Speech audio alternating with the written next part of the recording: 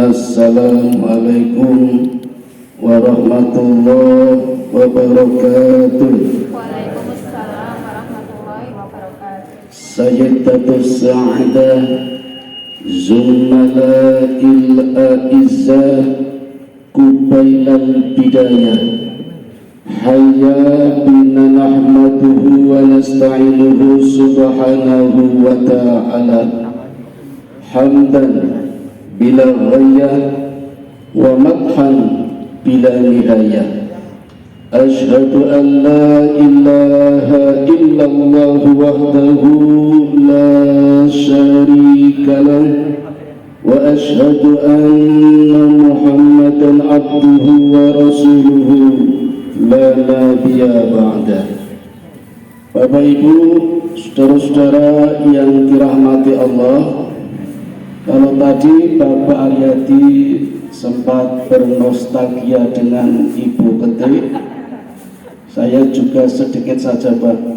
Saya tidak pernah sekolah di SMA Muha, tapi saya sempat menikmati mengajar di sana tahun 1995 sampai 2002. Jadi hijrah dari sana sudah 20 tahun yang lalu. Mudah-mudahan silaturahmi siang hari ini sekaligus tasyakuran membawa barokah bagi kita semua. Amin ya robbal alamin. Dan tasyakuran seperti ini merupakan salah satu bentuk manifestasi perwujudan sekaligus pengamalan dari ayat Al-Quran surat Ibrahim surat yang ke-14 ayat yang ke-7, di mana Allah berfirman, A'udzu billahi minasyaitonir rajim, la in syakartum la azidannakum wa la in kafartum inna adabi lasyadid. Barang siapa senantiasa bersyukur kepada Allah atas nikmat-nikmat yang Allah curahkan kepada hambanya, niscaya Allah pasti akan melimpah ruahkan nikmatnya. Tetapi barang siapa ingkar kepadanya, justru azab yang kelewat pedih. Nah, nikmat yang seperti ini Bapak Ibu bisa menjadi barokah, bisa menjadi musibah. Dan seperti biasa, ketika kita berbicara tentang tasyakuran dalam berbagai bentuk, nuansanya adalah nuansa barokah. Ini yang menggelitik hati saya, ingin melihat lebih dalam, apa sih di dalam barokah itu? Bapak Ibu, fil lughatil arabiyyah, di dalam bahasa Arab ternyata kata al-barokah berasal dari kata al-birkatu atau birkat yang artinya kolam. Kolam yang airnya luber-luber sampai ke bawah mengalir sejauh-jauhnya. Kalau luber pasti ke bawah nih Bapak Ibu. Kalau ke atas namanya apa? Muncrat nopo-nopo nih. Nah, artinya kebaikan yang dimiliki oleh kolam itu atau dimiliki oleh pimpinan mengalir kebaikannya pada lapisan bawah. Semakin banyak bawahan yang menikmati kebaikannya, maka semakin besar pula keberkahannya. Saya akan mencoba membuat ilustrasi atau gambaran tentang barokah. Contoh yang sederhana Bapak Ibu, sebuah warung angkringan. Wonten sing pinten mriki? Berbagai barang yang dijual angkringan kelihatannya murah, tapi saya dapat menggolongkannya dalam koridor barokah. Es teh teng barokah pinten Bapak Ibu? 3.000. Sing 2.000 wonten? Teng pakete pinten, Pak? Indomie. Pasnya pinten? Ya wes 3.000. Untuk membuat es teh harga 3.000 ternyata membutuhkan puluhan pabrik, ratusan manusia, bahkan mungkin ribuan tangan-tangan manusia. Kita lihat saja Untuk sebuah es teh dibutuhkan pabrik es, pabrik teh, pabrik gula, pabrik gelas. Sudah 4 perusahaan. Padahal di setiap perusahaan melibatkan ratusan tenaga kerja, bahkan mungkin ribuan tangan-tangan manusia. Es tehnya nopo mboten dikudet, yo dikudet, butuh sendok, butuh pabrik sendok. Kalau misalnya pengen awet ditutup nganggo tatakan, butuh tutup tatakan, butuh pabrik tatakan. Nggih. Ada juga yang tidak diminum di angkringan, dibawa pulang di plastik, butuh pabrik plastik. Plastiknya ditaleni, butuh karet, butuh sedotan. Sing tumbas niku cakaran apa ngangge sandal. Butuh pabrik sandal, sandalnya pedot disambung nganggo peniti, butuh pabrik peniti. Bakule ngangge sandal betul. Napa cakaran? Ora perlu sing tuku. Ada juga yang diminum di sana, pengen lesehan, gelar tikar, butuh pabrik tikar. Ada dingklik, butuh dingklik, belum gerobaknya, tembaknya. Ternyata hanya sebuah angkringan saja banyak melibatkan bahkan ribuan tangan-tangan manusia. Gambaran yang seperti inilah yang dapat disebut dengan barokah. Jadi harapan kita semua, hadirnya Hotel Zamrud ini banyak pula yang merasakan kebaikannya, sunnahnya, tetangga-tetangga terdekatnya, mulai dari rumah-rumah yang menempel dengan hotel ini, kemudian meluas ke RT 15, RT yang lain, RW yang lain, dan seterusnya. Semakin banyak yang merasa kebaikannya, semakin barokah. Ini Pak Aryati, amin ya robbal alamin. Tapi Bapak Ibu, ternyata tidak sekedar itu yang disebut barokah. Banyak piranti-piranti yang dibutuhkan untuk menopang menggapai yang namanya barokah. Kalau boleh saya pinjam istilah Umar bin Khattab, beliau pernah mengatakan, la Islam illa jamaah, la jamaah illa imamah, la imamah illa ta'ati, la ta'ati illa ikhlas.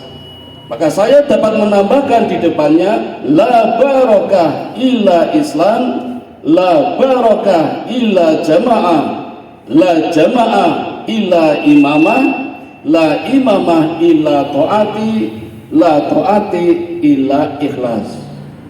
Atau juga ada konsep yang lain, la barokah illa sunnah, la sunnah illa husnul khotimah, la husnul khotimah illa istiqomah, la istiqomah illa ta'ati.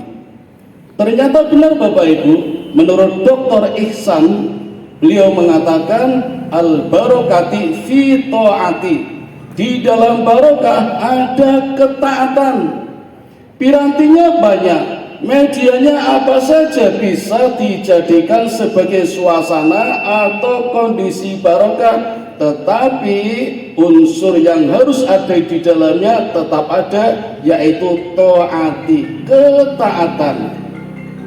Jadi kalau selama ini barokah digambarkan sebagai tambahnya sesuatu, ternyata belum tentu barokah kalau yang mendapatkan, merasakan bertambahnya kebaikan itu tidak membuat bertambahnya ketaatan. You understand? Ngomong limon itu. Contoh Bapak Ibu, tanah yang strategis, banyak orang mengatakan tanah yang di pinggir jalan, seperti Hotel Zamrud ini Pak Aryati. Saya pernah baca clipping guntingan koran masih berbahasa Belanda asli Pak. Tahun 1912 ternyata Jalan Sosro Kusuman ini adalah jembatan sepanjang 1 km yang menghubungkan Kali Codek dengan Kali Winongo. Saya pernah baca klipnya, sekarang masih ada di Balejarnya. Jadi secara historis sudah sudah strategis, apalagi masa kini sangat strategis sekali. Konon di belakang Malioboro 1 meternya sudah 80 juta. Jadi kalau panjenengan pengen dikubur di sini butuh dana 160 juta. Kersa mboten? Karo ngenteni panggilan maksa iso dolan-dolan nang mall sini. Saya tidak tahu di sebelah timur sini ada yang cerita sudah 50 juta 1 meter. Jalan Monjali sudah 20 juta. Tapi bukan itu yang disebut barokah. Banyak gedung-gedung bertingkat, banyak hotel berdiri akan disebut barokah kalau penghuninya, kalau pemiliknya, kalau penduduknya bertambah taatnya kepada Allah. Jadi ukurannya ternyata ketaatan. Bisa jadi mungkin ada rumah, ada tanah yang sempat tersembunyi letaknya. Bank saja tidak mau melirik karena dekat kuburan. Di atasnya ada listrik, mobil tidak bisa ketemu, tapi bisa jadi menjadi barokah kalau penduduknya, penghuninya, pemiliknya bertambah taatnya kepada Allah. Saya teringat masuk Sosro Kusuman Pariyadi, saya dulu pernah tinggal di sini tahun 1993. Saya merasakan ketika maghrib masih banyak yang mengaji sampai isya. Dulu ada Pak Sayati, saya masih ingat, habis subuh juga begitu, nikmat sekali suasananya. Mudah-mudahan sampai sekarang masih tidak tergantikan oleh sinar pancaran televisi yang menayangkan berbagai sinetron yang sekarang menjadi andalan bapak-bapak dan ibu-ibu. Aldebaran, Andin, Putri untuk Pangeran, dan macam-macam ini. Kalau kamu diceritani, gak salah. Yang kedua, umur. Umur itu artinya kebaikan Bapak Ibu. Kalau ditanya berapa umurnya, jawabannya 50. Mohon maaf, itu bukan umur, tapi usia. 40, 60, 70 usia. Usia boleh panjang, tapi umur harus panjang. Kalaupun usia ternyata pendek, umur harus panjang. Usia boleh pendek, kebaikan harus tetap dikenang masa. Contoh kecil misalnya Pangeran Diponegoro, usia 25 tahun sudah menjadi panglima perang. Dengan umurnya pintar, belum jadi panglima perang, udah panglima keluarga. Pengawalnya Sentot Prawiro Dirjo 23 tahun, Kiai Mojo 21 tahun. Bertiga sudah mampu membangun benteng lapis 3. Kalau Fredebook itu baru lapis 1, ini lapis 3. Usianya tidak panjang, tetapi umurnya barokah. Lihat saja di kota mana yang tidak menggunakan nama Pangeran Diponegoro sebagai nama jalan. Orangnya sudah tiada, pahlawannya sudah meninggalkan kita, tapi nama kebaikannya dikenang masa sampai hari ini, meraup pahala sebanyak-banyaknya dari orang yang menggunakan nama Pangeran Diponegoro. Fotonya pun masih laku di Perko Malioboro, masih dijual. Kadang ada yang pesan sampai harganya jutaan. Fotonya jenengan Pak, pajeng mboten? Keke teng dompet ibu ana fotonya jenengan Pak. Ibu malah nyimpan fotonya Aldebaran, fotonya Nino, Pak Suryo. Napa ngene dompet jenengan Bu? Foto fotonya Bapak? Ketoke mboten wonten nggih.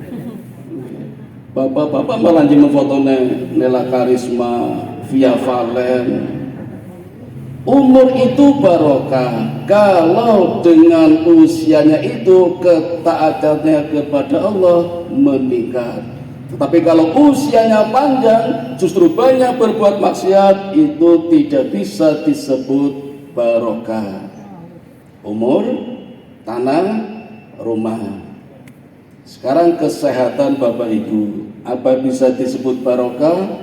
Belum tentu. Kadang orang bertemu, salaman, sehat, alhamdulillah, sehat ya, wah mudah-mudahan barokah. Ya pakai mudah-mudahan saja masih mending. Tapi ukurannya sebenarnya bukan itu. Banyak orang sehat, berbadan besar, bodyguard, tetapi kalau tidak digunakannya untuk ibadah, mohon maaf, itu tidak disebut barokah. Tapi orang yang sakit, yang kadang mondok di rumah sakit, tetapi karena sakitnya itu menjadikan dia lebih dekat kepada Allah, itulah yang disebut barokah. Maka barokah sekali lagi ukurannya adalah ketaatan, bukan bertambahnya satu kondisi yang dimilikinya. Wonten malih keluarga. Kalau bapak punya istri, istri punya suami, berdua punya anak atau punya orang tua. Dengan bertambahnya keluarga menjadikan kita lebih dekat kepada Allah. Itulah yang disebut keluarga yang barokah. Apa sih yang keluarga barokah? Keluarga yang sakinah, mawaddah, warahmah. Tetapi kalau dengan bertambahnya anggota keluarga malah menjauhkan diri dari Allah, itu tidak disebut barokah. Dulu waktu masih single rajin ke masjid, setelah berkeluarga malah absen. Mohon maaf, itu tidak masuk dalam kelompok barokah. Harusnya dengan bertambahnya istri mampu memotivasi suaminya untuk lebih rajin ke masjid dan sebaliknya. Dulu sebelum punya anak rajin ke masjid, setelah punya anak menjadikan absen ke masjid. Maka anak ini bisa menjadi amanah, bisa menjadi fitnah. Bukan anaknya, tetapi sikap kita kepada anak yang salah. Mestinya dengan bertambahnya anak, bertambahnya nikmat, lebih dekat kepada Allah. Itulah yang disebut dengan barokah. Ini Bapak Ibu, landasan yang pertama untuk menggapai sebuah barokah ternyata dibutuhkan ketaatan. Sampun 5 menit. Sudah 15 menit lebih. Habis ini katanya ada acara Bapak Ibu. Insya Allah di lain acara, kalau kita ketemu lagi, kalau ada acara lagi, kita tambah piranti-piranti yang lain, tangga-tangga untuk menggapai sebuah keberkahan. Jadi selain ketaatan Bapak Ibu, nanti dibutuhkan keikhlasan, dibutuhkan sunnah, dibutuhkan imamah. Sunnah ini Bapak Ibu bukan berarti kalau dilakukan dapat pahala, ditinggalkan tidak apa-apa. Sunnah di sini artinya aturan. Aturan yang digariskan oleh Nabi dalam sebuah kurikulum yang harus kita lakukan tanpa berpikir. Tanpa berpikir. Jadi harus memang benar-benar muncul dari ketaatan yang murni sebagai hambanya, sebagai umatnya. Bukankah kita sudah bersyahadat asyhadu an la ilaha illallah wa asyhadu anna muhammadar rasulullah. Kalau kita sudah bersaksi bahwa Nabi Muhammad adalah utusan Allah dan panutan kita, maka tanpa berpikir kita tetap harus taat kepada Nabi, mengikuti sunnahnya dalam kehidupan sehari-hari, baik dalam perkara kecil apalagi perkara besar. Sampai buang air pun ada sunnahnya, tidur ada sunnahnya, makan ada sunnahnya. Kalau kita ikuti aturannya pasti akan mendapatkan keberkahan. Tetapi Bapak Ibu, keberkahan seperti ini adalah sebuah proses yang tiada henti-hentinya. Kalau kita mampu mendapatkan keberkahan yang sempurna, maka dapatlah kita dapati yang namanya muttaqin, orang yang benar-benar takwa. Baik takwa dalam arti sebuah tujuan maupun takwa dalam arti proses. Kalau tujuan memang harus kita kejar, tetapi setelah mendapatkannya ternyata takwa itu bertingkat-tingkat. Inilah takwa dalam arti proses. Kalau ditanya siapa orang yang paling takwa, jawabannya tentu tiada lain adalah Rasulullah Muhammad SAW. Beliau orang paling takwa, tetapi beliau juga masih sholat, masih zakat, masih infak, sedekah, puasa dan sebagainya. Apalagi kita yang belum ada jaminan, mestinya lebih giat, rajin, bahkan berjihad di dalam melakukan ibadah kepada Allah. Demikian Bapak Ibu yang dapat kami sampaikan, mudah-mudahan ada manfaatnya. Selanjutnya mari kita berdoa bersama-sama untuk kebaikan kita bersama, mudah-mudahan mendapatkan barokah sesuai dengan harapan dari Nabi kita Muhammad sallallahu alaihi wasallam. Al-hadiniya fi safi'tillah Rasulillah sallallahu alaihi wasallam. Al-Fatihah. A'udzu billahi minasyaitonir rajim. Bismillahirrahmanirrahim. Alhamdulillahi rabbil alamin. Arrahmanir rahim. Maliki yaumiddin. Iyyaka na'budu wa iyyaka nasta'in. Ihdinas siratal mustaqim. Siratal ladzina an'amta 'alaihim ghairil maghdubi 'alaihim waladdallin. Amin. Allahumma shalli ala sayyidina Muhammad wa ala ali sayyidina Muhammad. Allahumma ighfir lil muslimina wal muslimat wal mu'minina wal mu'minat al ahya'i minhum wal amwat innaka sami'un qaribun mujibu da'wat wa qadiyal hajat wa qadi'us syahwat. Allahumma inni as'aluka ilman nafi'a wa rizqan thayyiba wa amalan mutaqabbala. Ya Allah, ya Tuhan kami, pada siang hari ini kami berhimpun, hati-hati kami menghadap penuh khusyuk memohon curahan kasih sayang-Mu. Ya Allah, ampunilah dosa-dosa kami, dosa orang tua kami, dan dosa para pemimpin kami. Ya Allah, ya Tuhan kami, limpahkanlah rizki-Mu kepada kami. Berikanlah kami harta kekayaan yang barokah. Berikan pula ketaatan kepada kami, ketaatan yang ikhlas. Ya Allah, ya Tuhan kami, limpahkanlah rizki-Mu kepada kami. Bila rizki-Mu masih di atas langit, turunkanlah. Bila masih di dalam bumi, keluarkanlah. Jika sulit, mudahkanlah. Jika kotor, sucikanlah. Dan jika masih jauh, dekatkanlah. Allahumma inni as'alukal huda wat tuqa wal afafa wal ghina. Ya Allah, ya Tuhan kami, berikanlah kami petunjuk yang dengan petunjuk itu mampu menerangi hati kami hingga kami menjadi orang yang taat. Allahumma ja'alni syakura waj'alni sabura waj'alni fi ainin saghira wa fi a'yunin nasi kabira. Ya Allah, Tuhan yang Maha Pengasih yang tidak pernah pilih kasih, jadikanlah hamba orang yang pandai bersyukur. Jadikanlah hamba orang yang sabar. Jadikanlah hamba orang yang dalam pandangan diriku, aku ini adalah kecil. Dan jadikan pula hamba orang yang dalam pandangan manusia adalah hamba yang berjiwa besar. Allahumma arinal haqqa haqqa warzuqna ittiba'ah wa arinal batila batila warzuqna ijtinabah. Ya Allah, kami sadar ya Allah, banyak kesalahan yang sudah kami lakukan, baik yang disengaja maupun yang tidak. Untuk itulah ya Allah, tunjukkanlah kepada kami bahwa yang benar tampak benar. Berikanlah kekuatan kepada kami untuk dapat melakukannya. Tunjukkanlah kepada kami bahwa yang batil benar-benar tampak batil. Berikanlah kekuatan kepada kami untuk dapat menghindarinya. Rabbana zalamna anfusana wa illam taghfir lana wa tarhamna lanakunanna minal khasirin.